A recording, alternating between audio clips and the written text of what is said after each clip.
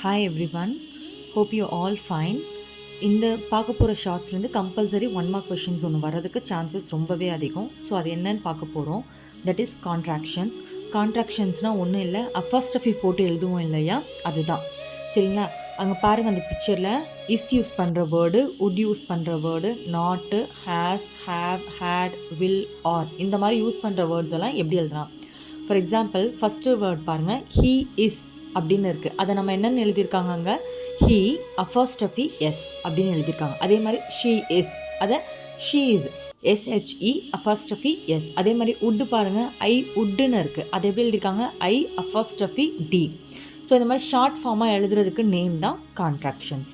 Okay. அதே மாதிரி ஒரு ஒரு வேர்டும் பாருங்கள், நாட், கெனாட் அப்படின்னு இருக்குது, சிஏஎன்என்ஓடி. அங்கே பாருங்கள் காண்ட், அந்த மாதிரி இருக்குது. ஓகே. ஸோ அதே மாதிரி பாருங்கள், வில், ஐ வில்னு இருக்குது, ஐ அப்போஸ்ட்ரோஃபி எல்எல், ஆர், யூ ஆர்னு இருக்குது, யூ அப்போஸ்ட்ரோஃபி ஆர்இ. ஸோ இந்த மாதிரி வர வேர்ட்ஸ் எல்லாமே வந்து நம்ம என்னன்னு சொல்லுவோம்னா கான்ட்ராக்ஷன்ஸ். ஓகே.